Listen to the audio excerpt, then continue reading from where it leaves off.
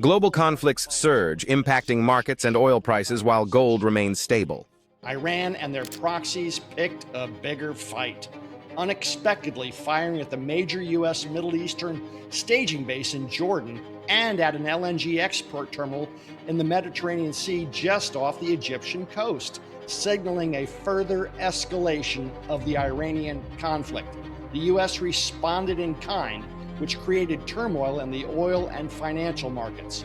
Meanwhile, the Fed held the Fed fund rate steady at their just concluded July meeting, but U.S. equity markets, the Treasury markets, and the currency markets were anything but steady. What remained steady through all this turmoil? Gold, which probed higher. In this gold market commentary, recorded on Sunday, August 2nd, I'll explain how markets around the globe are becoming increasingly sensitive and potentially more fragile to adverse events going on in the now expanding war against Iran and the restricted flow of oil out of the Persian Gulf. I'm Dana Samuelson, president of American Gold Exchange in Austin, Texas. Let's get on with our update. This is a map of the Persian Gulf region that shows all of the major attacks from the US and Iran since July 7th. And you can see that's been quite active. But what is new is what's been happening down in Yemen, around the Bab al-Mandeb Strait, and especially in that little red circle up to the upper left in the Mediterranean Sea. That's the LNG export terminal that Iranian proxies in northern Iraq took shots at on last Tuesday, which sent the gold price up $100 and put the oil price up and put equities markets into a bit of a tailspin. So this is a sign that the conflict is expanding. Saudi Arabia now wants to put a coalition together to fight against the Houthis in Yemen. What many of you may not remember is last April and May in 2025, the U.S. had about a 45-day air campaign against the Houthis in Yemen for the very same reason. They were raising trouble in the Red Sea at that point in time, and we helped Saudi Arabia out then, and now they're back at it. So Iran is using their proxies in Yemen and in northern Iraq to expand this conflict, picking a bigger fight, and now we're taking the fight back at them.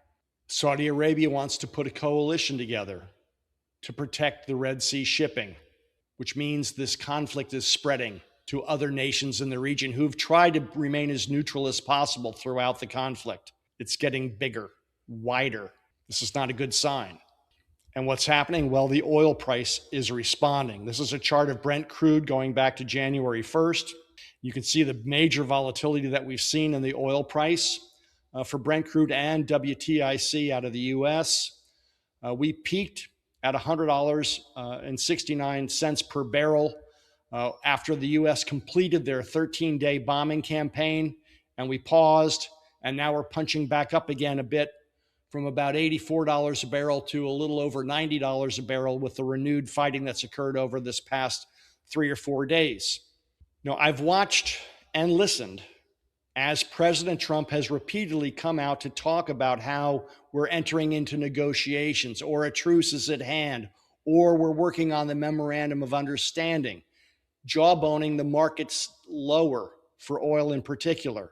But I heard an interview with Jim Bianco this past week, who's a brilliant analyst, who said quite succinctly, every time oil goes over $100 a barrel, President Trump does something to bring it back down. He tries to talk it down, or negotiations start, whatever. So I said, well, let's put this to the test and see.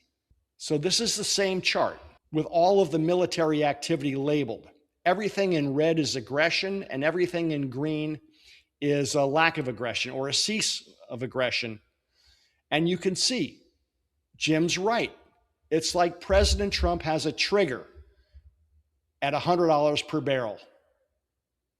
And this is a very disturbing sign. You cannot prosecute a war properly to its final conclusion that you desire if you're beholden to financial or commodity markets, which is what President Trump has been trying to do. Talk the market back down when the market went adversely against him or against us. And as I said in our last video, this is the point in the phase with restricted oil out of the Persian Gulf where a lack of continued supplies could really start to affect the available supplies sharply.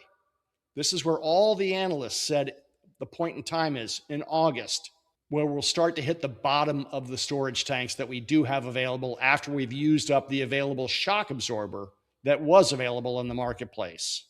And we're seeing that in the spreads between the price of oil and the refined products, diesel, jet fuel, and gasoline.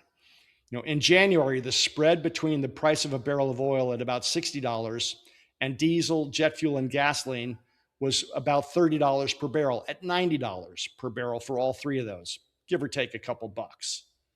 Now the spreads are sharply higher. The spread between the price of oil and gasoline is about $50 per barrel. And for diesel and jet fuel, it's $80 a barrel, or almost double. And this goes back to July 17th when the oil price was still coming down. I don't have the latest figures for the last week or two here. And this doesn't really take into consideration what's happened in Russia fully yet, with Ukraine hitting Russian oil refineries. Russia has been an exporter of refined products, diesel, jet fuel, gasoline. Now they may become an importer, which could further strain the situation. And what's also happened throughout this entire crisis is China has been reducing their oil imports sharply to help ease the strain in the markets. But now they may be re-importing oil again. And as I said a month or two ago, when China makes that turn, it could really put some more upward pressure on the price of oil. So let's see how this all translates. But this is where the rubber meets the road. And this is not a good sign right now. It could get worse, and potentially a lot worse. We're also seeing turmoil in the financial markets, the equities markets. The Kospi, the semiconductor index in South Korea, literally puked this week, dropping from about 67.55 on Tuesday all the way to 52.90 on Thursday, about a 23% drop. Now, this has been a market that's been doing nothing but going hockey stick higher with leveraged retail buying. And a lot of people got stopped out this past week, including Leopold Aschenbrenner, whose hedge fund was heavily invested, leveraged again 4-1 in a couple of high-tech Korean stocks, got stopped out and sold to Ken Griffey's Citadel at a discount price this week. Young investor leveraging up, looking like boy genius, got a real big market lesson this week. Get weekly institutional-grade metals analysis for just $19.97 per month. Donna Samuelson, 46-year gold market veteran and protege of the man who re-legalized private gold ownership in America, just launched a new Substack that helps you stay informed about what's really moving gold and silver. No hype, no price target theatrics, just the clearest read on the metals markets in a format that actually fits your day. Visit news@amerigold.com and subscribe to get this week's full breakdown.